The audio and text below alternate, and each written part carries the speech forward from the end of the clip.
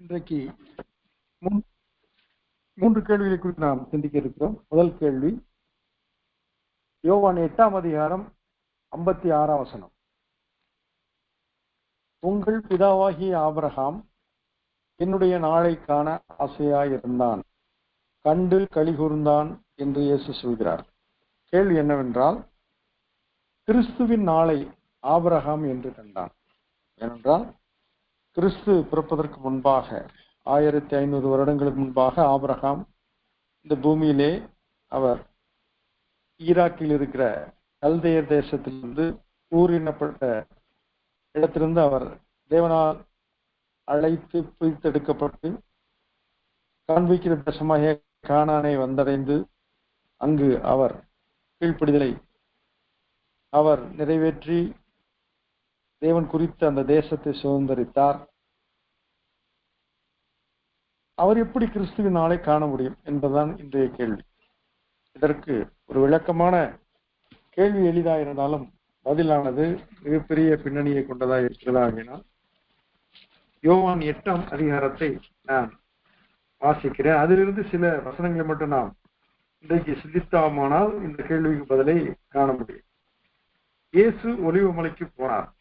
மறுநாள் காலையிலே அவர் திரும்பி தேவாலயத்திற்கு வந்தபோது ஜனங்கள் எல்லாரும் அவரிடத்தில் வந்தார்கள். அவர் உட்கார்ந்து அவர்களுக்கு உபதேசம் பண்ணினார். அப்பொழுது விபச்சாரத்திலே கண்டுபிடிக்கப்பட்ட ஒரு ஸ்திரீயை வேதபாரகரும் பரிசேயரும் அவரிடத்தில் கொண்டு வந்து அவளை நடுவே நிறுத்தி, போதகரே, இந்த ஸ்திரீ விபச்சாரத்தில் கையும் மெய்யுமாய் பிடிக்கப்பட்டாள்.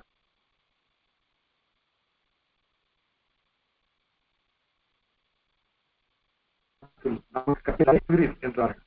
அவர் மேல் சுமத்துவதற்கான காரணம் உண்டாகும் பொழுது அதை சோதிக்கும்படி இப்படி சொன்னார்கள். இயேசுவோ குனிந்து விரலினால் தரையிலே எழுதினார். அவர்கள் ஓயாமல் அவரை கேட்டுக்கொண்டிருக்கையில் அவர் நிமிர்ந்து பார்த்து, உங்களில் பாவம் இல்லாதவன் இவள் மேல் முதலாவது கல்லெறிய கடவன் என்று சொல்லி அவர் மறுபடியும் குனிந்து தரையிலே எழுதினார். அவர்கள் அதை கேட்டு தங்கள் மனசாட்சியினாலே கடிந்து கொள்ளப்பட்டு பெரியோர் முதல் சிறியோர் வரைக்கும் ஒவ்வொருவராய் போய்விட்டார்கள். இயேசு தனித்திருந்தார். அந்த ஸ்திரீ நடுவேன் என்றார். இயேசு நிமிர்ந்து அந்த ஸ்திரீயை தவிர வேறு ஒருவரையும் காணாமல், ஸ்திரீயே, உன்மேல் குற்றம் சாட்டினவர்கள் எங்கே? ஒருவனாகிலும் உன்னை ஆக்கினைக்குள்ளாக தீர்க்கவில்லையா என்றார். அதற்கு அவள், இல்லை ஆண்டவரே என்றார். இயேசு அவளை நோக்கி, நானும் உன்னை ஆக்கினைக்குள்ளாக தீர்க்கிறதில்லை, நீ போ, இனி பாவம் செய்யாதே என்றார். மறுபடியும் இயேசு ஜனங்களை நோக்கி, நான் உலகத்திற்கு ஒளியாய் இருக்கிறேன், என்னை பின்பற்றுகிறவன் இருளிலே நடவாமல் ஜீவ ஒளியை அடைந்திருப்பான் என்றார். அப்பொழுது பரிசேயர் அவரை நோக்கி, உன்னை குறித்து நீயே சாட்சி கொடுக்கிறாய், உன்னுடைய சாட்சி உண்மையானது அல்ல என்றார்கள்.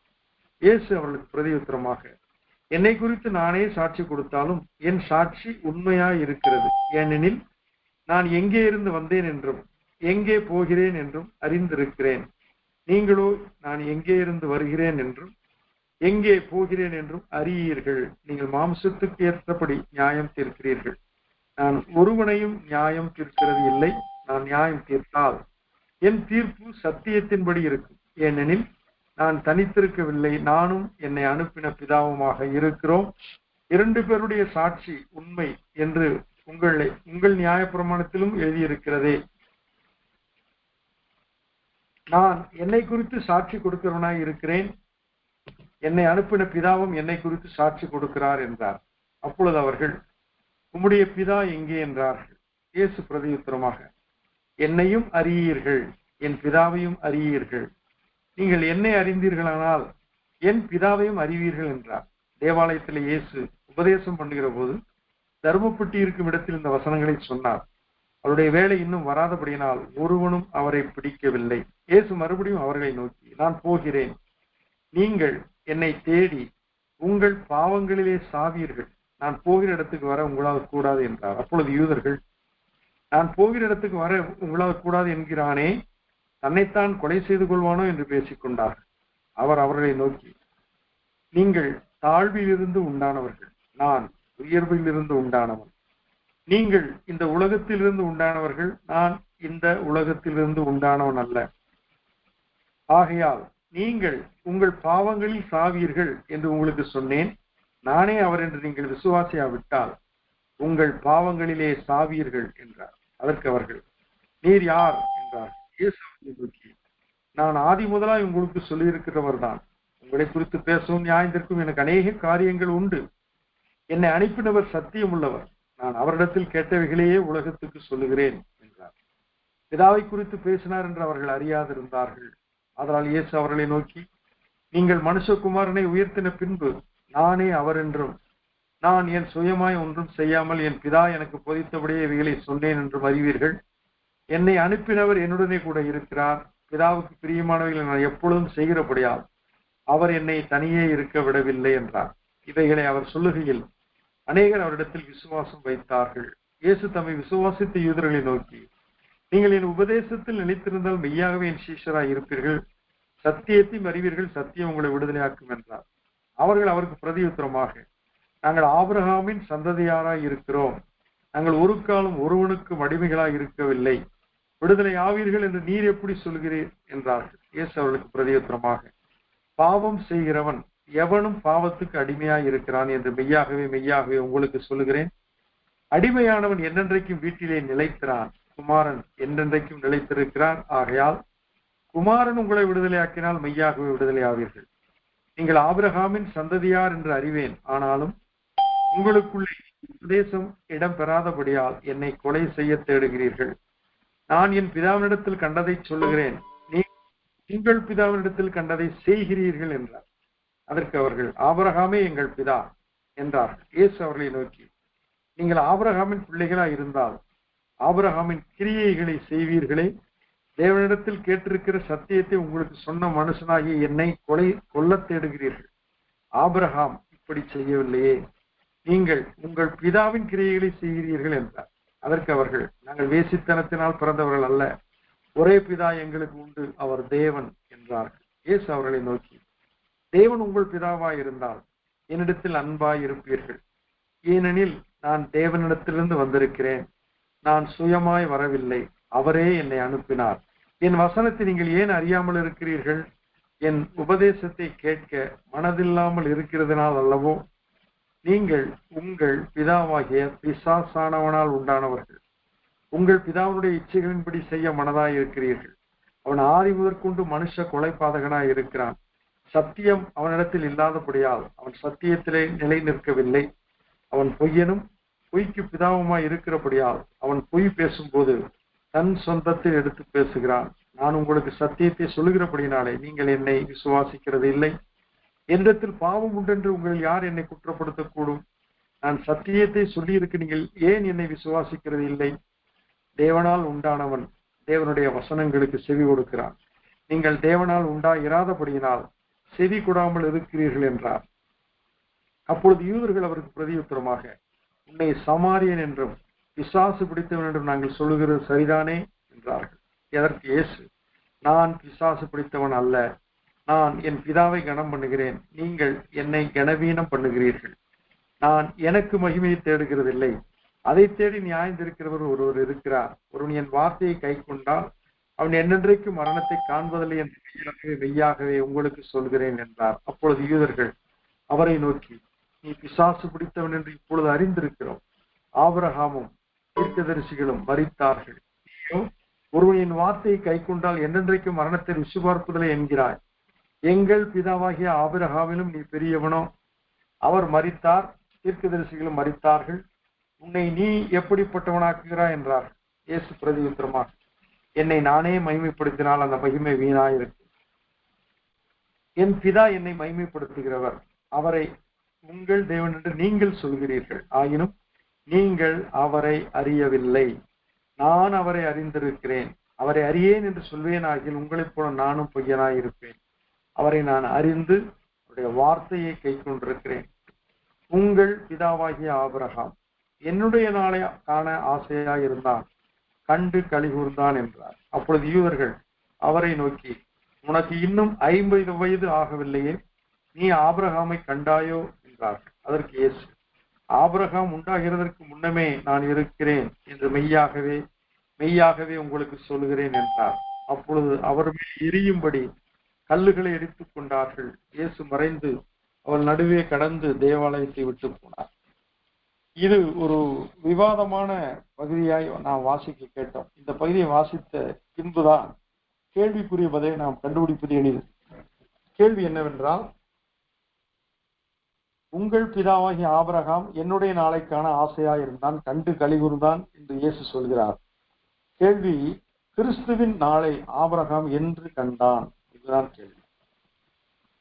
இங்கு இந்த காரியத்தை நாம் சுருக்கமா பார்ப்போமானால், இயேசு கிறிஸ்து தன்னை குறித்து சாட்சி கொடுத்ததை யூதர்கள் ஏற்றுக்கொள்ளவில்லை. உன்னை குறித்து நீயே சாட்சி கொடுத்தால் அது உண்மை இல்லை என்கிறார். அப்பொழுது இயேசு சொல்கிறார், நான் என்னை குறித்து சாட்சி கொடுக்கிறேன், நான் உண்மைதான், ஆனால் என்னை குறித்து என் பிதாவும் சாட்சி கொடுக்கிறார் என்கிறார். இயேசு கிறிஸ்து ஞானஸ்நானம் பெற்று கரையேறின உடனே வானத்திலிருந்து ஒரு சத்தம் உண்டாகி, இவர் என்னுடைய நேசகுமாரன், இவரில் நான் பிரியமாய் இருக்கிறேன் என்று ஒரு சத்தம் தொனித்தது. அதுதான் பிதா கொடுத்த சாட்சி. மட்டுமல்ல, மறுரூப மலையிலே இவர் என்னுடைய நேசகுமாரன், இவருக்கு செவி கொடுங்கள் என்று மறுபடியும் பிதாவானவர் சாட்சி கொடுத்து அறிந்திருக்கிறார். இதைத்தான் இயேசு சொல்கிறார். ஆனால் அவர்கள் என்ன கேட்கிறார்கள்? உம்முடைய பிதா எங்கே? அவர்கள் என்ன சொல்கிறார்கள்? ஆபிரகாம் எங்கள் பிதா. ஒரு பிதாக்கள் வழியாக நாங்கள் பார்க்கிறோம், ஆபிரகாம் எங்கள் பிதா, உன்னுடைய பிதா யார் என்று சொல்லி அவரை அறியாதவர்களாக கேட்கிறார்கள். அப்பொழுதுதான் இயேசு சொல்கிறார், என்னையும் அறியீர்கள், என் பிதாவையும் அறிவீர்கள். நீங்கள் என்னை அறிந்தீர்களானால் என் பிதாவையும் அறிவீர்கள் என்று சொல்கிறார். இயேசு மறுபடியும் அவரை நோக்கி சொல்கிறார், நான் போகிறேன், நீங்கள் என்னை தேடியும் உங்கள் பாவங்களிலே சாவீர்கள், நான் போகிற இடத்துக்கு உங்களால் வரக்கூடாது என்கிறார். மேலும் சொல்கிறார், நீங்கள் ஆபிரகாமின் சந்ததியார் என்று அறிவேன், ஆனாலும் உங்களுக்குள்ளே என் உபதேசம் இடம்பெறாதபடியால் என்னை கொலை செய்ய தேடுகிறீர்கள். அப்படி என்றால் நீங்கள் மாம்சத்தின்படி ஆபிரகாமின் சந்ததியாக கருதப்படுகிறீர்கள், அதை குறித்து நீங்கள் மேன்மை பாராட்டுகிறீர்கள். நீங்கள் மோசையுடைய ஆசனங்களில் உட்கார்ந்து நியாய பிரமாணத்தை கை கொண்டு மற்றவர்களை மாட்டி வதைத்துக் கொண்டிருக்கிறீர்கள். நீங்கள் மெச்சிக்கொள்வது ஆபிரகாமின் சந்ததி என்று சொல்கிறீர்கள். மாம்சத்தின்படி நீங்கள் பிறந்திருக்கலாம், ஆனால் உண்மையிலே நீங்கள் மெய்யான ஆபிரகாமின் சந்ததியா? விசுவாசம் ஆபிரகாமின் சந்ததி என்று நாம் அறிந்திருக்கிறோம். ஆபிரகாம் விசுவாசிகளின் தகப்பன் என்று சொல்லப்பட்டிருக்கிறது.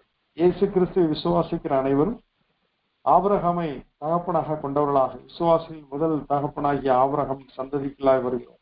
நாம் எல்லாரும் ஆபிரகாமின் சந்ததியா என்று அழைக்கப்படுகிறோம். ஆனால் விசுவாசியாத யூதர்கள் மாம்சத்தின்படி ஆபிரகாமின் சந்ததியாராய் இருந்தாலும் ஆவிக்குரிய காரியத்திலே அவர்கள் ஆபிரகாமின் சந்ததியாராய் இராதபடிக்கு பிசாசின் சந்ததியாராய் இருக்கிறார்கள் என்று இயேசு அவர்களை உணர்த்தி வைக்கிறார். அதற்கு அவர்கள் ஆபிரகாமே எங்கள் பிதா என்கிறார்கள்.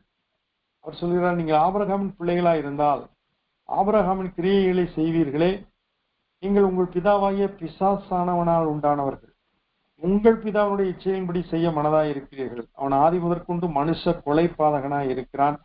சத்தியம் அவனிடத்தில் இல்லாதபடியால் அவன் சத்தியத்திலே நிறைந்திருக்கவில்லை. அவன் பொய்யனும் பொய்க்கு பிதாவுமாய் இருக்கிறபடியால் அவன் பொய் பேசும்போது தன் சொந்தத்தில் எடுத்து பேசுகிறான் என்று சொல்கிறார். இங்க என்ன நடக்கிறது? அவர் ஆபிரகாமை குறித்து பேசின பொழுது அவர்கள் ஆத்திரமடைந்தவர்களாக கல்லுகளை எடுத்துக்கொண்டார்கள். என்ன காரியம்?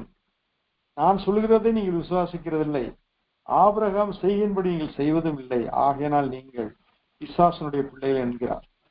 அப்பொழுதுதான் அவர்கள் கேட்கிறார்கள், ஆபிரகாமை நீங்க கண்டாயா? ஆபிரகாம்ல நீ பெரியவனா என்று சொல்லும் பொழுது அப்பொழுதுதான் ஆண்டவர் இந்த வார்த்தையை சொல்கிறார், உங்கள் பிதாவாகிய ஆபிரகாம் என்னுடைய நாளை காண ஆசையா இருந்தான், கண்டு களி கூர்ந்தான் என்றார். இப்பொழுது இந்த கேள்விக்குள்ள வருகிறோம், என்றைக்கு ஆபிரகாம் இயேசுடைய நாளை கண்டான் அப்படி என்றால், ஆண்டவர் ஆதியாகமம் 22ஆம் அதிகாரத்திலே இது வசன விதமாய் சொல்கிறது, தேவனாகிய கர்த்தர் ஆபிரகாமை சோதித்தார். God tested Abraham என்று சொல்லப்பட்டிருக்கு. இங்கு சோதனை என்பது ஒரு டெம்ப்டேஷனுக்குள்ளாக நடத்துவதல்ல. Test leads to purification. Test leads to self-identification. But temptation leads to destruction. Temptation is from Satan. அவனுக்கு பேரே சோதனைக்காரன், டெம்ப்டர் என்று சொல்லப்பட்டிருக்கிறது. ஆனால் தேவனாகிய கர்த்தர் அவர் கொடுக்கிற சோதனை அது டெம்ப்டேஷன் அல்ல, டெஸ்ட் என்று சொல்லப்பட்டிருக்கு. இப்போது கையில் டெஸ்ட் வைத்திருப்பார், கரண்ட் சப்ளை இருக்கிறதா இல்லையா சொல்லி அவர் வைத்திருப்பார். அந்த கரண்ட் சப்ளை இல்லை என்றோ கரண்ட் சப்ளை இருக்குது என்றோ அந்த டெஸ்ட்ல சொல்லிவிடும்.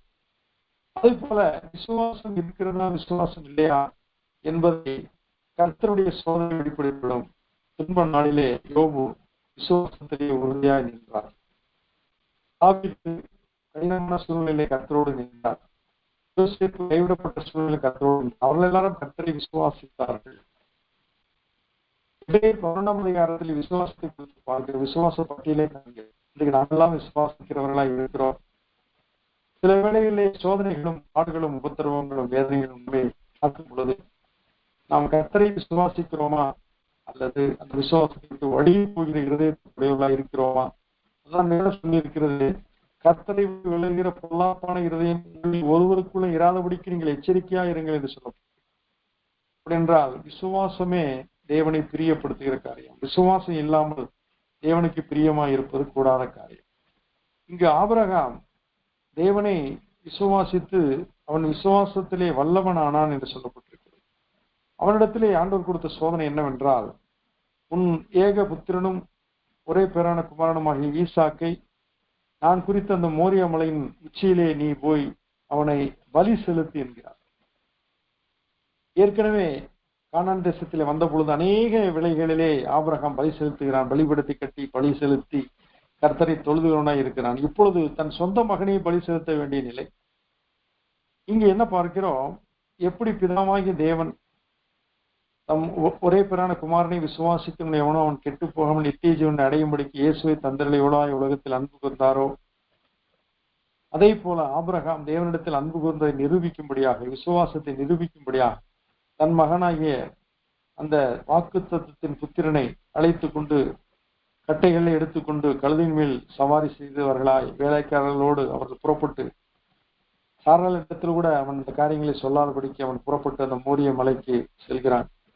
மலை கிட்டே வந்தவுடனே வேலைக்காரத்தில் சொல்கிறான், நீங்கள் கழுதையோடும் இங்கு மற்ற பொருட்களோடும் இங்கே தங்கியிருங்கள், நாங்கள் மலைக்கு போய் திரும்ப வருவோம் என்று சொல்கிறான்.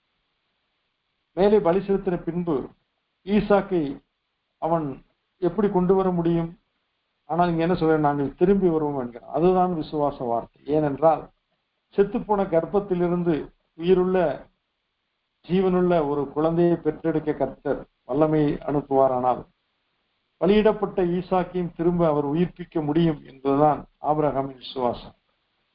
அப்படி என்றால் அவன் ஈசாக்குடைய கால்களையும் கைகளையும் கட்டி பலிபீடத்திலே கிடத்தி பட்டயத்தை எடுத்து அவனை பலி செலுத்த கைகளை ஓங்கின பொழுது, ஆபிரகாமே ஆபிரகாமே பிள்ளையாண்டர் மேல் கைகளை போடாதே, நீ இப்பொழுது கர்த்தருக்கு பயந்திருக்கிறவன் என்று நான் அறிந்திருக்கிறேன் என்று கர்த்தர் வாக்கு கொடுக்கிறார். கர்த்தர் அவனை குறித்து சாட்சி இடுகிறார். என்ன காரியம்? ஏகசுதனென்று பாராமல் நீ ஒப்பு கொடுத்தாயே, அதனால் நீ கர்த்தருக்கு பயப்படுகிறவன் என்று சொல்லி கர்த்தர் அங்கு ஆபிரகாமை குறித்து சாட்சி இடுகிறார். அங்கு என்ன நடக்கிறது? அந்த கட்டையை அவன் அறுக்கிறான். கர்த்தர் அவன் கண்களை காட்டிய இடத்திலே ஒரு ஆட்டுக்கடா புதரிலே சிக்கி இருக்கிறது. அவன் அந்த ஆட்டுக்கடா அதே பலிபீடத்திலே பலி எடுக்கிறான். பலிபீடத்திலே கிடத்தப்பட்ட ஈசாக்கு அவன் உயிரோடு திரும்ப கீழே வருகிறான். அதே போல இயேசு கிறிஸ்து சிலுவையிலே நமக்காக அந்த பலிபீடத்திலே, சிலுவையாகிய பலிபீடத்திலே பிதாவாகிய தேவனாலே அவர் பலியிடப்படும்படி ஒப்பு கொடுக்கப்பட்டார். அவரை குறித்து வெளிப்படுத்தின விசேஷத்திலே வாசிக்கிறோம், அவர் உலகத்தோடு அழிக்கப்பட்ட ஆட்டுக்குட்டி என்று சொல்லப்பட்டிருக்கிறது. அதே அவன் 3:15 சர்ப்பத்தை பார்த்து கர்த்தர் சொல்கிறார், உனக்கும் ஸ்திரீக்கும் உன் வித்துக்கும் அவள் வித்துக்கும் பகையை உண்டாக்குவேன், அவர் உன் தலையை நசுக்குவார், நீ அவர் குதிங்காலை நசுக்குவாய் என்று சொல்கிறார். அப்படி என்றால் இயேசு கிறிஸ்து நமக்காக சிலுவையிலே பலியாவதை குறித்த ஒரு உருவகமான முன்னோட்டமான காரியம்தான் அந்த வசனம்.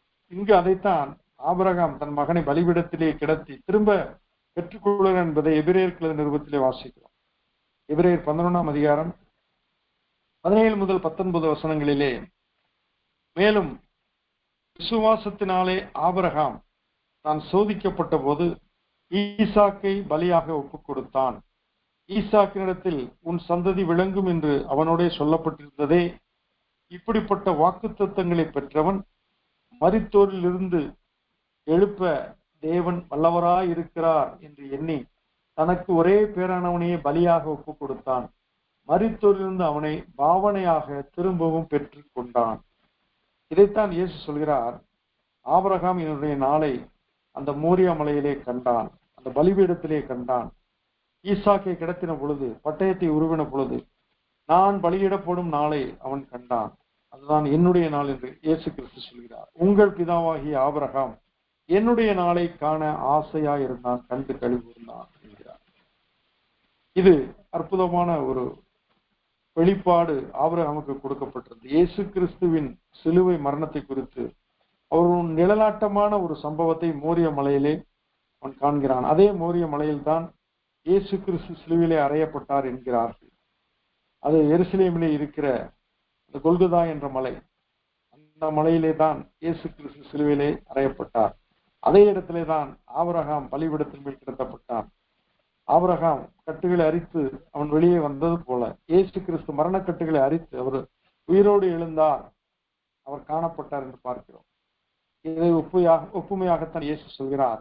உங்கள் பிதாவாகிய ஆபிரகாம் என்னுடைய நாளை காண ஆசையாயிருந்தான், கண்டு களி கூர்ந்தான் என்கிறார். அப்படி என்றால் அந்த சிலுவை மரணத்திற்கு ஒரு முன்னோட்டமாக இந்த ஒரு நிகழ்வு நடந்ததை நாம் பார்க்கிறோம். இரண்டாவது கேள்விக்கு நாம் கடந்து வருவோம். இரண்டாவது கேள்வி சகரியா 3ஆம் அதிகாரம்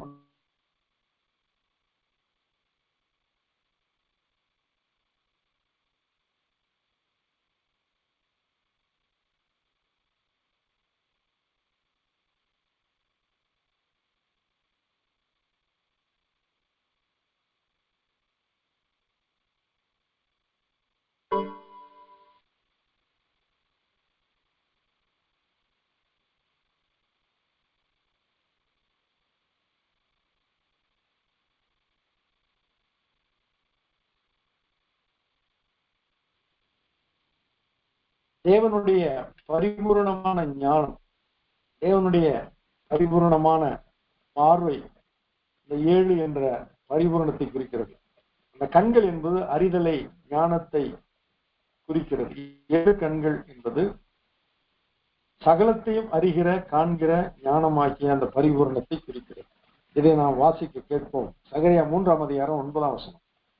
இதோ நான் யோசுவாவுக்கு, இந்த யோசுவா பிரதான ஆசாரியன் பாபிலோன் சிறையிலிருந்து திரும்பி வந்த பிறகு செருபாபேல் தேவனுடைய ஆலயத்தை கட்டின பொழுது பிரதான ஆசாரியனாகிய யோசுவாவிடத்திலே தேவனுடைய ஆவியானவர் திருவுளம் பற்றி சொல்ல காரியம். இதோ நான் யோசுவாவுக்கு முன்பாக வைத்த கல், இந்த ஒரே கல்லின் மேல் 7 கண்களும் வைக்கப்பட்டிருக்கிறது.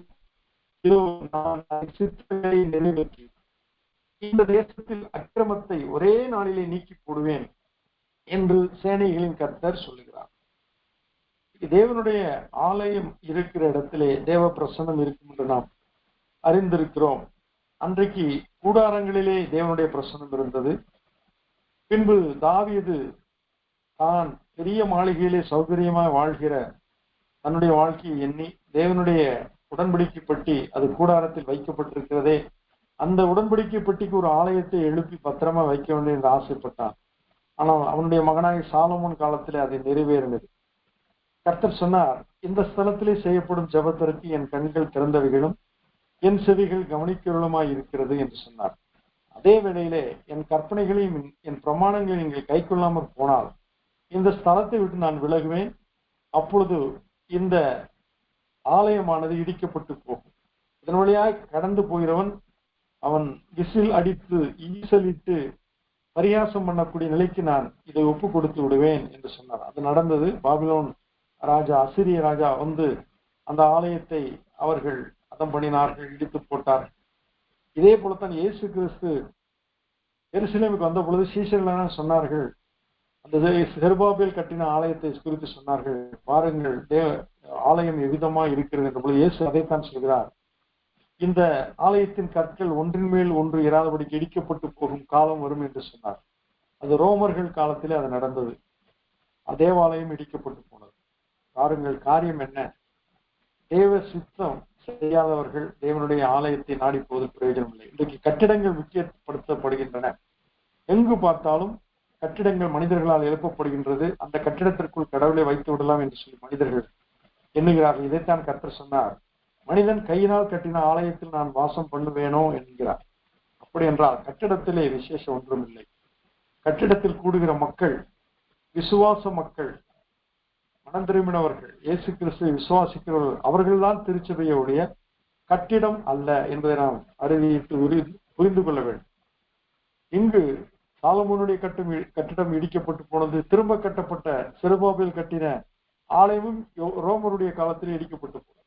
இந்த எருசலேமுக்கு பார்த்தால் இடிக்கப்பட்ட நிலையிலே கற்களும் அங்கு கல் தூண்களும் விழுந்து கிடப்பதை பார்க்க முடியும்.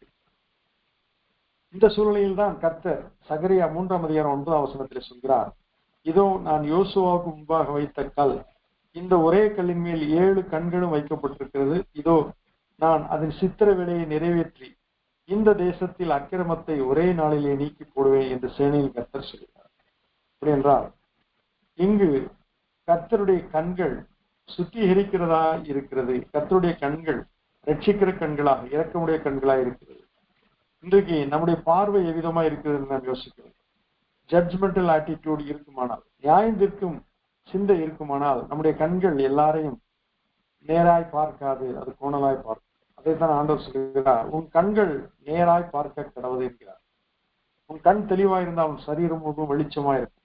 உன் கண் கெட்டதா இருந்தால் உன் சரீரம் முழுவதும் இருளா இருக்கும். இந்த கர்த்தருடைய கண்கள் ரட்சிக்கிற கண்கள், அவருடைய கண்கள் பரிபூர்ணமான ரட்சிப்பை கொடுக்கிற கண்களா. இந்த 7 கண்கள் என்பது அதைத்தான் குறிக்கிறது. அதே போல சகரியா 4:10 என்ன சொல்லப்பட்டிருக்கிறது, அற்பமான ஆரம்பத்தின் நாளை யார் அசட்டை பண்ணலாம், பூமி எங்கும் சுற்றி பார்க்கிறவைகளாகிய கர்த்தருடைய 7 கண்களும் செருபாபேலின் கையில் இருக்கிற தூக்கு நூலை சந்தோஷமாய் பார்க்கிறது. அப்படி என்றால் இங்கு 7 கண்கள் என்ன சொல்லப்பட்டிருக்கிறது, நியாயம் தீர்க்கும்படியான கண்கள். முதலாவது ரட்சிக்கும்படியான கண்கள். அந்த கண்கள் ரட்சிப்பதற்கு அவைகள் ஏற்றவைகளாய் இருக்கிறது. அந்த கல்லின் மேல் 7 கண்கள், ஒரே கல்லின் மேல் 7 கண்கள் வைக்கப்பட்டிருக்கிறது. அந்த ஒரே கல் கண்மலையாகிய கிறிஸ்து. அந்த பரிபூர்ணமான 7 கண்களும் இயேசு கிறிஸ்துவின் ரட்சிப்பின் திட்டத்தையும் மீட்பின் திட்டத்தையும் அவருடைய மன்னிப்பின் காரியங்களையும் ஏற்றுக்கொள்கிற காரியங்களையும் குடிக்கிற காரியமாக இருக்கிறது. அந்த கண்கள் ரட்சிக்கும்படியாக வைக்கப்பட்டது. ஆனால் இங்கு 7 கண்கள் வைக்கப்பட்டிருக்கிறது. அது பூமி எங்கும் சுற்றி பார்க்கிற கர்த்தருடைய 7 கண்கள், அவைகள் நியாயம் தீர்க்கிற கண்கள். காரணம், செருபாபேலின் கையிலே தூக்கு நூலை பிடித்திருக்கிற கண்கள். அதை பார்க்கிறது, அதை சந்தோஷமாய் பார்க்கிறது. அந்த தூக்கு நூல் என்பது அங்கே கூட நாம் நீதிமன்றத்தை ஒரு ஏஞ்சலுடைய கண்கள் கட்டப்பட்டு பிடித்திருக்க நாம் பார்க்கலாம். தூக்கு நூல் என்பது நீதி நியாயங்களை நிறுத்து பார்க்கிற ஒரு காரியமாக சொல்லப்படுகிறது. அப்படி என்றால் இங்கு கர்த்தருடைய கண்கள் எதை பார்க்கிறது, அங்கு நீதி நியாயத்தை பார்க்கிறதா இருக்கிறது. வெளிப்படுத்தின விசேஷம் 5ஆம் அதிகாரம் 6ஆம் வசனத்துல என்ன பார்க்கிறோம், இதோ அடிக்கப்பட்ட வண்ணமா இருக்கிற ஒரு ஆட்டுக்குட்டி சிங்காசனத்திற்கும் 4 ஜீவன்களுக்கும் மூப்பர்களுக்கும் மத்தியிலே நிற்க கண்டேன். அது 7 கொம்புகளையும் 7 கண்களையும் உடையதாய் இருந்தது. அந்த கண்கள் பூமி எங்கும் அனுப்பப்படுகிற 7 ஆவிகளேயாம் என்று சொல்லப்பட்டிருக்கிறது. அப்படி என்றால் இங்கு சொல்லப்படுகிற 7 கண்கள் இனி வரும் நாட்களிலே என்ன காரியங்கள் நடக்கப்படும் என்றால், பூமி எங்கும் 7 ஆவிகள் அனுப்பப்பட்டு அந்த 7 ஆவிகளால் சகலமும் அறியப்படும் என்று நாம் பொருள் கொள்ளலாம். இதைத்தான் 2 நாளாகும் 16:9 நம்மை பற்றி உத்தம இருதயத்தோடு இருக்கிறவர்களுக்கு நம்முடைய விளங்க பண்ணும்படி கர்த்தருடைய கண்கள் பூமி எங்கும் உலாவிக் கொண்டிருக்கிறது.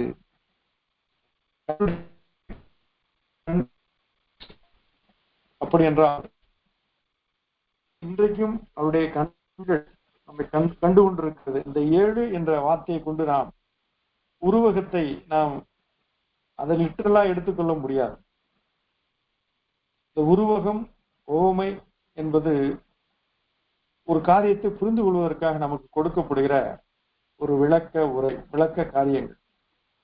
உருவகம் என்பது ஒரு காரியத்தை நாம் அறிந்திருக்க முடியாது, ஆனால் அதை குறித்து நமக்கு தெரிந்த ஒரு காரியத்தை கொண்டு விளக்குவது ஒரு உருவகம் என்று சொல்லலாம். இங்கு 7 கண்கள் என்பது பரிபூர்ணமான ஆண்டவருடைய திட்டம், ரட்சிப்பின் திட்டம், பரிபூர்ணமான தேவனுடைய நீதி நியாயங்கள், பரிபூர்ணமாக ஆண்டவருடைய நியாய தீர்ப்புகளுக்குரிய காரியங்கள், இவைகளை குறித்து 7 கண்கள் என்று சொல்லப்பட்டிருக்கிறது. இந்த 7 கண்களும் கர்த்தருடைய பிரசன்னத்திலே வைக்கப்பட்டிருக்கிறது என்று சொல்லப்பட்டிருக்கிறது. அது கல்லிலே வைக்கப்பட்டிருக்கிறது. அது மட்டுமல்ல, கர்த்தருடைய 7 கண்கள் செருபமின் கையில் இருக்கிற தூக்குநிலை சந்தோஷமா பார்க்கிறதா இருக்கிறது. 7 ஆவிகளும் 7 கண்களோடு ஒப்பிடப்படுகிறது.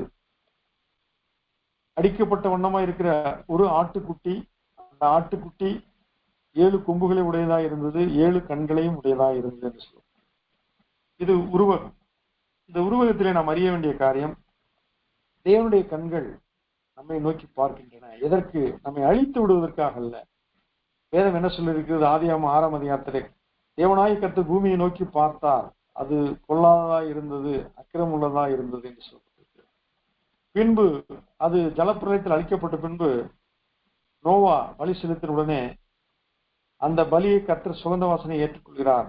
பின்பு அவர் நோக்கி பார்த்த பொழுது அவர் வானவில்லை படைத்து அவர் சொல்கிறார், நான் இந்த வானவில்லை நோக்கி பார்ப்பேன், அப்பொழுது ஜலப்பிரளயத்தினால் இந்த பூமி நான் இனி அழிப்பதில்லை என்று நான் உள்ளத்திலே சொன்னேன் என்கிறார். இன்றைக்கும் கூட ஜப்பானிலே பூமி அதிர்ச்சி வந்திருக்கிறது என்று சொல்லப்பட்டிருக்கிறது. கர்த்தர் பூமியை நோக்கி பார்த்தால் பூமி அதிரும் என்று சொல்லப்பட்டிருக்கிறது. கர்த்தருடைய சத்தம் வனாந்தரத்தை அதிர பண்ணும், காதேஸ் வனாந்தரத்தை அதிர பண்ணும் என்று சொல்லப்பட்டிருக்கிறது. அப்படி என்றால் அவர் நோக்கி பார்த்தால் அது ரட்சிப்புக்கு உரியதாக இருக்கிறது. கர்த்தர் கதரே நாட்டிலே லேகியன் பிசாசு பிடித்த மனிதனை இங்கிருந்தே அவர் பார்த்தார், அவனை விடுதலை செய்தார் என்று பார்க்கிறார்.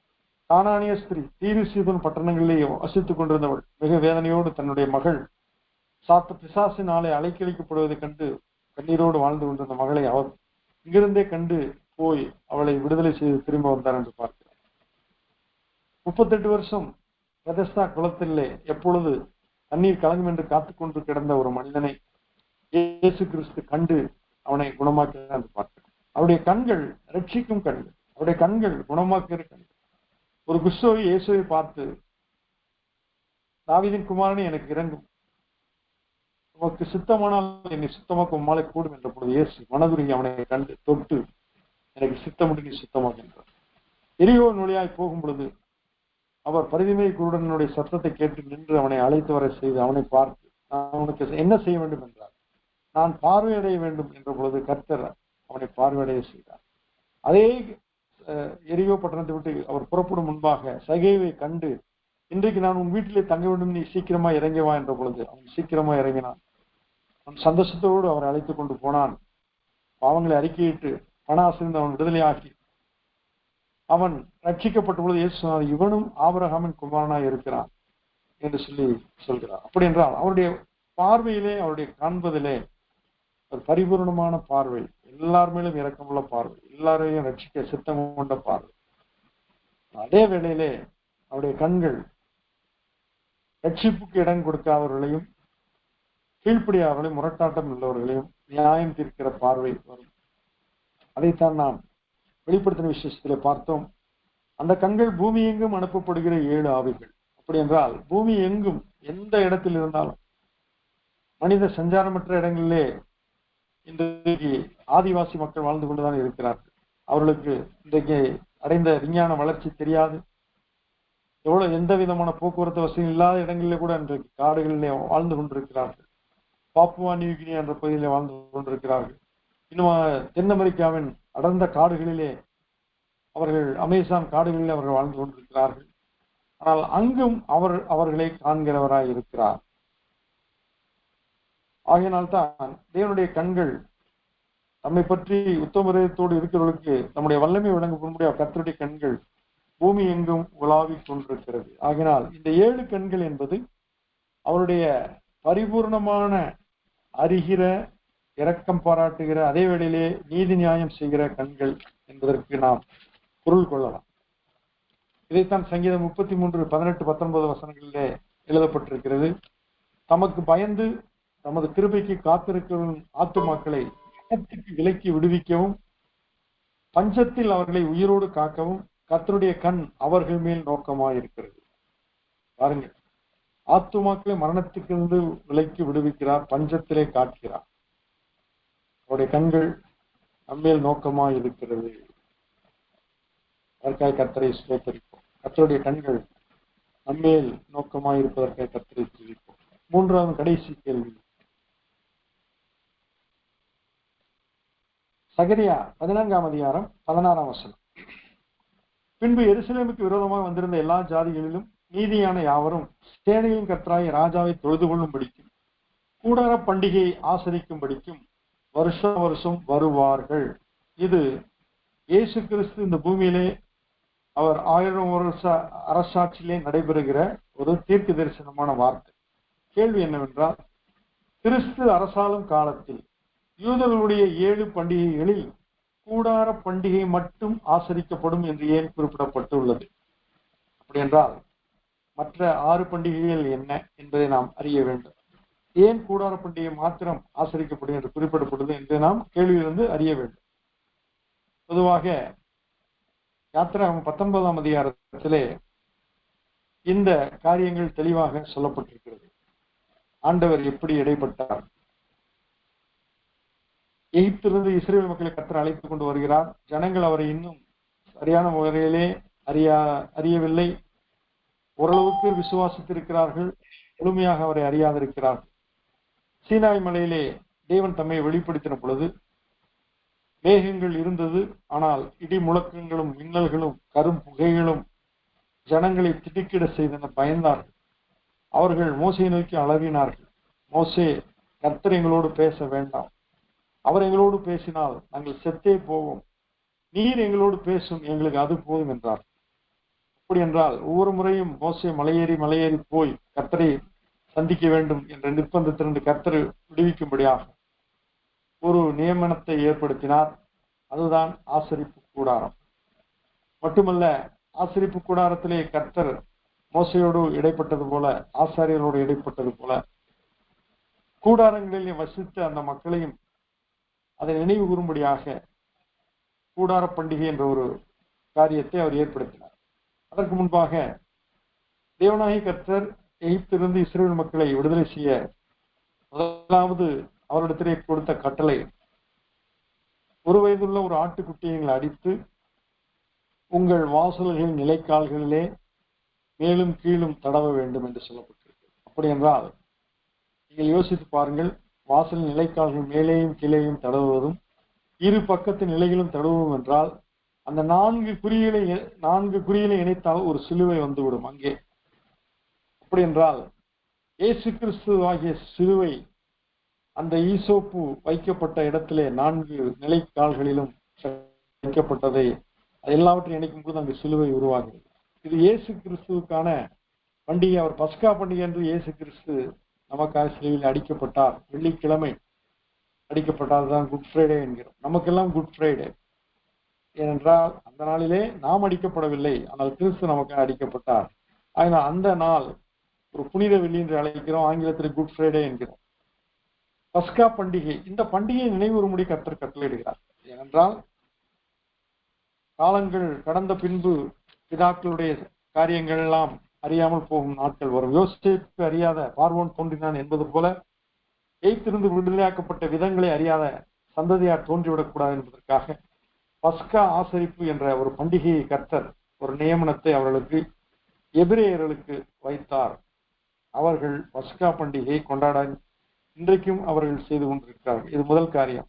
ஆனால் இப்பொழுது நமக்கு பஸ்கா பண்டிகை கொண்டாட வேண்டும் என்றால் அது இல்லை. காரணம், இயேசு கிறிஸ்து நமக்காக பலியானார்.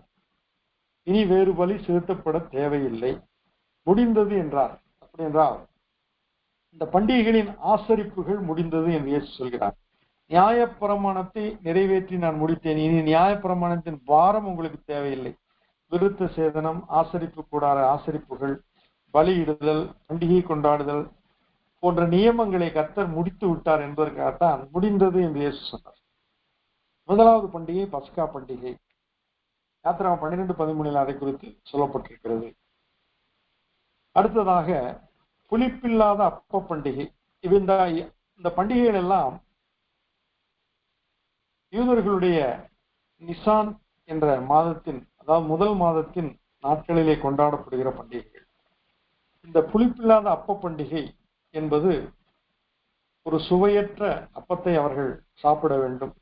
இந்த புளிப்பில்லாத அப்ப பண்டிகை 7 நாட்கள், அதாவது பஸ்கா பண்டிகை வெள்ளிக்கிழமை என்றால் அடுத்த நாள் சனி முதல் அடுத்த வருகிற வாரம் வெள்ளிக்கிழமை வரை 7 நாட்கள் ஆசரிக்கப்பட வேண்டும். 7 நாட்களும் இவர்கள் புளிப்பில்லாத அப்பத்தை புசிக்க வேண்டும். இந்த புளிப்பில்லாத அப்பம் என்பது, புளிப்பு என்பது அது பாவத்தை குறிக்கும், பொல்லாப்பை குறிக்கும். 1 கொரிந்தியர் 5:8 பவுல் அதை குறித்து சொல்கிறார். புளிப்பில்லாத காரியம், புளிப்பில்லாத அப்பத்தை நீங்கள் புறக்கணித்து போடுங்கள் என்று சொல்லி. அப்படி என்றால் நீங்கள் வாழ்கிற வாழ்க்கை அது பரிசுத்தமான வாழ்க்கையா இருக்க வேண்டும். புளித்து போன வாழ்க்கையா இருக்கக்கூடாது. மிகவும் புளித்து போன தயிரையோ, மிகவும் புளித்து போன ஒரு உணவையோ நாம் சாப்பிட முடியாது. ஆகினால்தான் புளிப்பில்லாத அப்பம் என்றால் இது சுத்திகரிப்பு குறிக்கிற ஒரு காரியம். இந்த 7 நாட்கள் அவர்கள் தங்களை சுத்திகரிக்கிற காரியங்கள், அந்த புளிப்பில்லாத அப்பத்தை சாப்பிடும் பொழுது அவர்கள் ஒன்றை நினைவு கொள்கிறார்கள், இது ஆண்டவருக்கு பிரியமான ஒரு பண்டிகை, என் வாழ்க்கையும் பாவமில்லாத ஒரு வாழ்க்கை வாழ வேண்டும் என்பதற்கான ஒரு அர்ப்பணிப்பான பண்டிகை தான் புளிப்பில்லாத அப்ப பண்டிகை. அது 1 வாரம் கொண்டாடப்படும். பின்பு அடுத்த பண்டிகை முதல் கனியை செலுத்தும் பண்டிகை.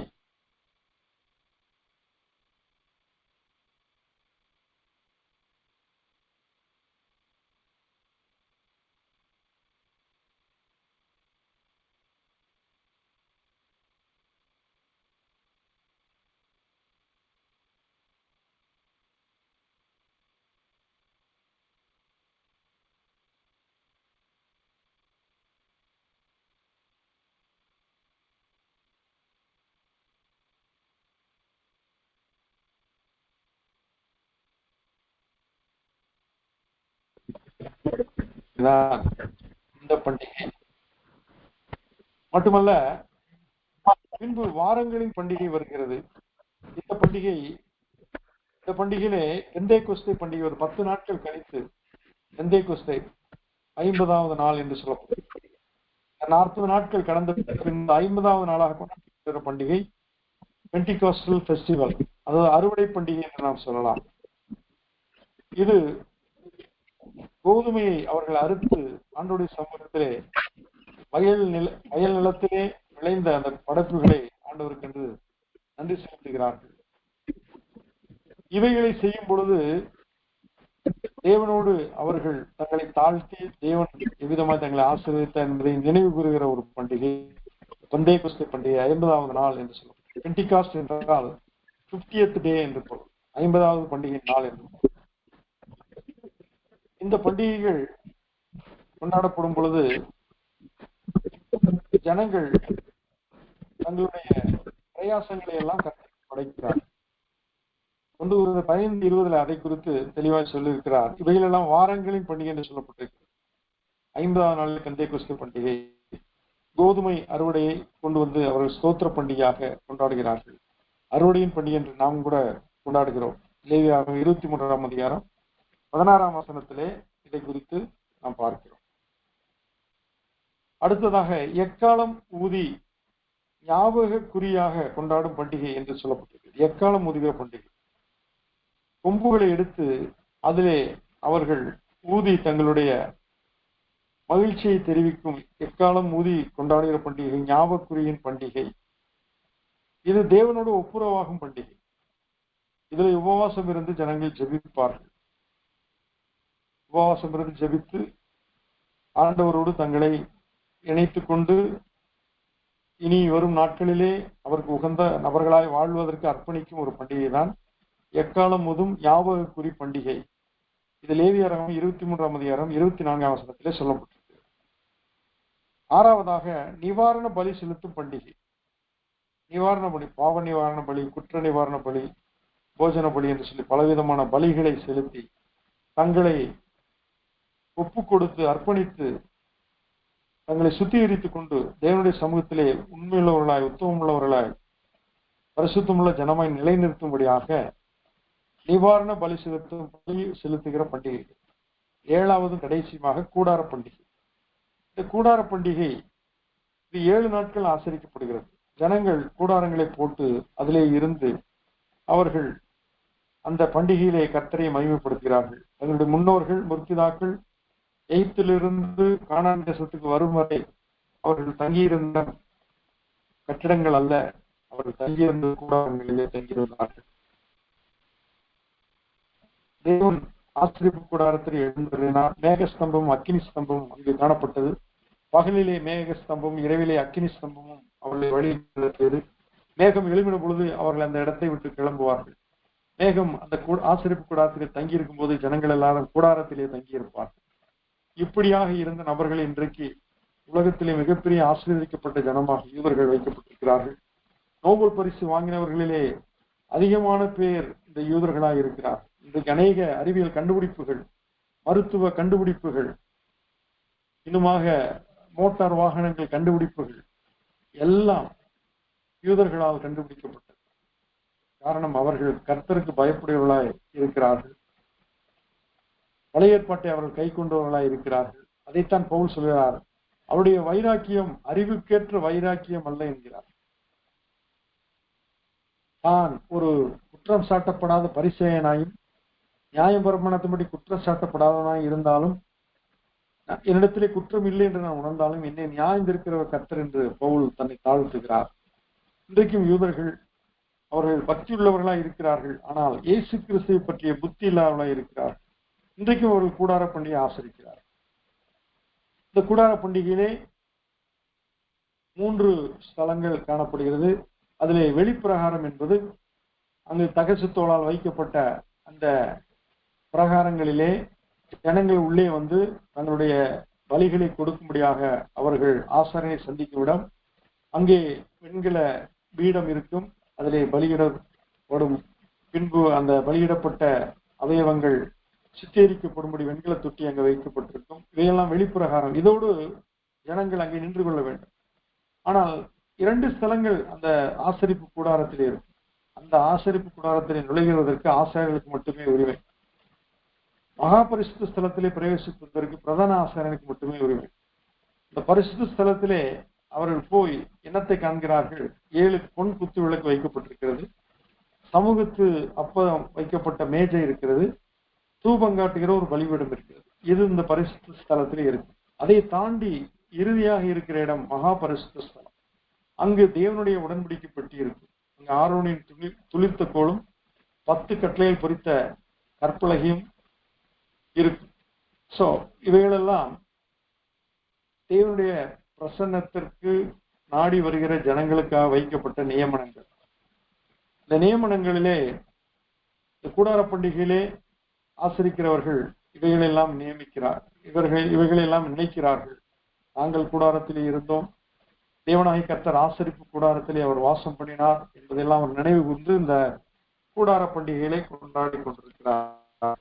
சரி, இப்பொழுது ஏன் மற்ற 6 பண்டிகைகளும் ஒழிக்கப்பட்டு விட்டன, கூடார பண்டிகை மட்டும் இன்றைக்கு இனியும் ஆசரிக்கப்பட வேண்டும் என்று சொல்லி சகரியா 14:16 சொல்லப்பட்டிருக்கிறது. பின்பு எருசலேமுக்கு விரோதமாக வந்திருந்த எல்லா ஜாதிகளிலும் மீதியான யாவரும் சேனையின் கர்த்தராய ராஜாவை தொழுது கொள்ளும்படிக்கும் கூடார பண்டிகையை ஆசரிக்கும்படிக்கும் வருஷா வருஷம் வருவார்கள் என்று சொல்லப்பட்டு, இயேசு கிறிஸ்து 1000 வருட அரசாட்சியில இந்த பூமியை ஆளும் பொழுது இந்த கூடார பண்டிகை மட்டும் ஆசரிக்கப்படும் என்றால் ஏன் என்று சொல்லப்பட்டிருக்கிறது. பஸ்கா பண்டிகை, இயேசு கிறிஸ்து நமக்காக அவர் பலியானார். அந்த பண்டிகை நிறைவேறி முடித்தாயிற்று. புளிப்பில்லாத அப்ப பண்டிகை, அவர் சொன்னார், இந்த அப்பத்தை புசித்து இந்த பாத்திரத்தில் பானமுனக்கு நான் நித்திய ஜீவனை கொடுப்பேன் என்று சொன்னார். அவர் பாவமற்றவராக தன்னை ஜீவ அப்பமாக அவர் ஒப்பு கொடுத்தார். ஆகினால் அந்த புளிப்பில்லாத அப்ப பண்டிகை நிறைவேறி முடிந்தது. மட்டுமல்ல, அந்த முதல் கனி செலுத்தும் பண்டிகை, அவர் முதற் பேரானவர்.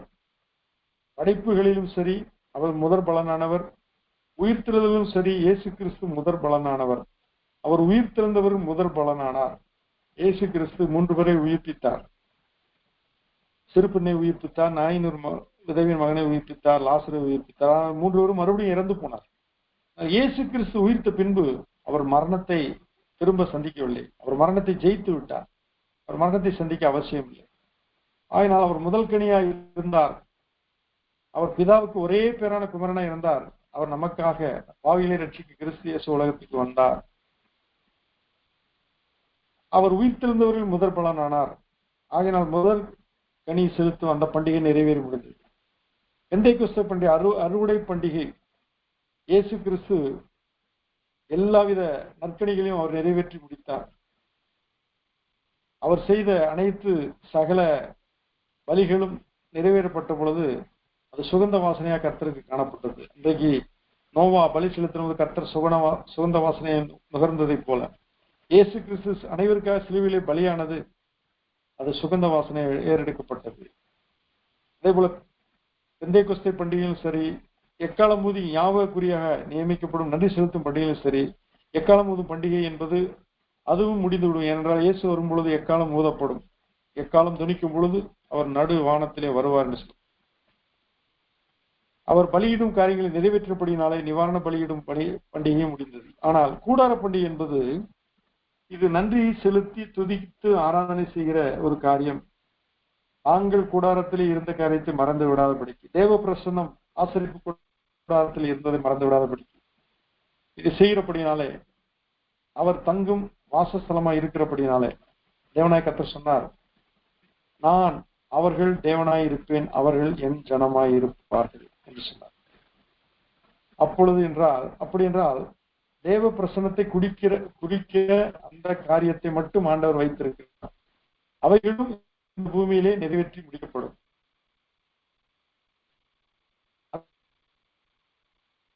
காரியங்கள் நிறைவேறின பின்பு நம்முடைய குடியிருப்போ பரலோகத்தில் இருக்கிறபடினாலே அவரோடு என்றென்றைக்கும் இருப்போம், அவரோடு என்றென்றைக்கு அரசாளவும் அவரை என்றென்றைக்கு துதித்துக் கொண்டே இருப்போம்.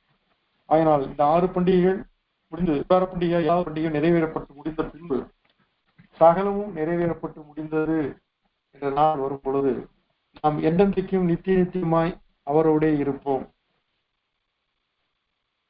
ஆகையினால் இந்த காரியங்களை அறிந்திருக்கிற நாம் அவருடைய வருகையிலே காணப்பட நம்மை ஜாக்கிரதை நிறுத்திக் கொள்வோம். 10 கன்னிகைகளை குறித்து நாம் வேதனை வாசிக்கிறோம். மணவாளன் வருகிறார், அதை சந்திக்கும்படியாக நாம் போக வேண்டும் என்ற அவளுக்கு கொடுக்கப்பட்டது. 10 பேரும் விளக்குகளை எடுத்துக்கொண்டு சென்றார்கள். 5 பேர் எண்ணெயையும் கூட எடுத்து சென்றார்கள். ஆனால் 5 பேர் எண்ணெயையோ கொண்டு போகவில்லை. ஏன் அவர்கள் கொண்டு போகவில்லை? அங்கு போய் வாங்கிக் கொள்ளலாம் என்று அவர்கள் எண்ணி இருக்க வேண்டும். இல்லை என்றால் இவர்கள் எடுத்துக்கொண்டு ஒரு இடத்தை நாம் பெற்றுக்கொள்ளலாம் என்று யோசித்திருக்கலாம். இது சரியான ஆயத்தம் அல்ல. அந்த 5 பேர், புத்தியுள்ள கன்னிகைகள் 5 பேர், அவர்கள் தங்களை ஆயத்தப்படுத்தினார்கள், எண்ணெயை ஆயத்தப்படுத்தினார்கள், விளக்கை ஆயத்தப்படுத்தினார்கள். ஆனால் புத்தி இல்லாதவர்களோ விளக்கை மட்டும் எடுத்துக்கொண்டு போனார்கள். அவர்களுக்கு சரியான புத்தி இல்லை என்று சொல்லப்பட்டிருக்கிறது, புத்தி இல்லாதவர்கள் என்று சொல்லப்பட்டிருக்கிறது. அதே போல நாம் எல்லாரும் மணவாளனை இயேசுவை எதிர்கொள்ள புறப்பட்டு செல்கிற கன்னிகைகளாக இருக்கிறோம். மணவாளன் வந்து விட்டார் என்று சொல்லும் பொழுது நாம் எழுந்து ஆயத்தப்பட வேண்டும். அவர்கள் எல்லாரும் தூக்க மயக்கம் அடைந்தார்கள். ஏனென்றால் அவர் வருவதற்காக காத்து கொண்டே இருந்தார்கள். இரவு வந்தது, இரவு நீண்டு கொண்டே சென்றது, நித்திரை வந்து விட்டது, எல்லாரும் தூங்கி விட்டார்கள். திடீரென்று மணவாளன் வந்து விட்டார். அப்பொழுது எல்லாரும் எழுந்து மணவாளன் வந்து விட்டார் என்ற சத்தத்தை கேட்டு எழுந்து அவர்கள் தீவெட்டிகளை ஆயத்தப்படுத்தினார். எண்ணெயை கொண்டு வராதவர்களோ எண்ணெயை கொண்டு வந்த இடத்திலே போய், எங்களுக்கு கொஞ்சம் எண்ணெய் தாருங்கள், எங்கள் தீவெட்டி அணைந்து போகிறது என்று சொன்னார்கள். அப்பொழுது புத்தியுள்ளவர்கள் என்ன சொன்னார்கள்? எங்களுக்கும் உங்களுக்கும் போதாதபடிக்கு 2 பேருக்குமே தீவெட்டி, 10 பேருக்கும் தீவெட்டி அணைந்து விடாதபடிக்கு நாங்கள் உங்களுக்கு கொடுப்பது இல்லை, நீங்கள் போய் கடையிலே வாங்கிக் கொள்ளுங்கள் என்று சொல்லி அனுப்பிவிட்டார். அவர்கள் கடையிலே போய் வாங்கி கொண்டு வருவதோ ஏதோ முயற்சி பண்ணி கொண்டிருந்த பொழுது புத்தியுள்ள கன்னிகைகள் மணவாளனோடு உள்ளே பிரவேசித்து விட்டார்கள். அங்கு கதவு அடைக்கப்பட்டாயிற்று. புத்தியில்லாதவர்கள் ஓடி வந்து கதவை தட்டுகிறார். அப்பொழுது மணவாளனுடைய சத்தம் துணிக்கிறது, நான் உங்களை அறியேன். பாருங்கள், இன்றைக்கு நாம் புத்தியுள்ள கன்னிகைகளாய் இருக்க போகிறோமா, அல்லது நான் உங்களை அறியேன் என்று ஆண்டவனை புறக்கணிக்கும் நாளிலே வந்து நிற்கப் போகிறோமா என்பதுதான் கேள்வி. யார் புத்திமான்? வேதம் என்ன சொல்லி இருக்கிறது? வேதத்தை நீ ஒரு புதையலை தேடுவது போல தேடு, அப்பொழுது புத்தியை நீ அறிந்து கொள்வாய். உன் தகப்பன் புத்தியை கேள், உன் தாயின் போதகத்தை தள்ளாது என்று சொல்ல. நீதிமொழிகளை வாசிக்கும் பொழுது இவைகளால் வாலிபர்கள் புத்திமதிகளை அடைந்து கொள்வார்கள் என்று சொல்லப்பட்டிருக்கிறது. புத்தியுள்ள பெண் தன் வீட்டை கட்டுகிறார் என்று சொல்லப்பட்டிருக்கிறது. ஆயத்தப்படுகிறவர்கள் தான் புத்திமான்கள். தங்களை சுத்திகரித்துக் கொள்வர்கள் புத்திமான்கள். பயபக்தியோடு வாழ்கிறவர்கள் புத்திமான்கள். நம்பிக்கையோடு விசுவாசத்தோடு இருக்கிறவர்கள் புத்திமான்கள். இந்த உலகம் எனக்கு ஒரு பொருட்டல்ல, இந்த உலகத்திற்கு நான் உரியவன் அல்ல, இந்த உலகம் எனக்கு சொந்தமல்ல என்று நித்தியத்தை குறித்து நம்பிக்கையோடு இருக்கிறவர்கள் புத்திமான்கள், புத்திசாலிகள். ஆயினால் காண்கிறவர்கள் நித்தியமானவர்கள், காணப்படாத நித்தியமானவர்கள் என்று எண்ணி இனி வரப்போவதை நாம் நாடி தேடுகிறோம். இந்த பூமி நமக்கு ஒரு கூடாரம். இந்த கூடாரம் அழிந்து போகும், அகன்று போகும். ஆனால் நித்திய வாசிகளாகி நாம் என்னுடைய ராஜ்யத்திலே நித்தியமாக வேத வசனத்தால் நம்முடைய வாழ்க்கையை கொண்டு பரிசுத்த ஆவியானவருக்கு கீழ்ப்பட்டு இவருடைய பிள்ளைகளோடு ஐக்கியத்தில் உறுதியாக இருந்து பரிசுத்தை நீதியும் நாம் நிலைநாட்டி அவருடைய பாதையை நடப்போம். கர்த்தர் நம்மை ஏற்றுக்கொள்வார். மனவாட்டி தன்னை ஆயத்தப்படுத்தினால் என்று சொல்லப்படுகிறது. ஆட்டுக்குட்டியான கல்யாணம் விற்கப்பட்ட பாக்கியம் மனவாட்டி தன்னை ஆயத்தப்படுத்தினால் சொல்லும். ஆயத்தப்படுத்தப்பட்ட மனவாட்டியாக நாம் இருக்கும்போது அவருடைய மனவாளாய் கிறிஸ்து வரும்பொழுது மனவாட்டியாக அவரோடு நாம் என்னைக்கு அவரோடு ஆசைப்பார் நிறைவுற்றது.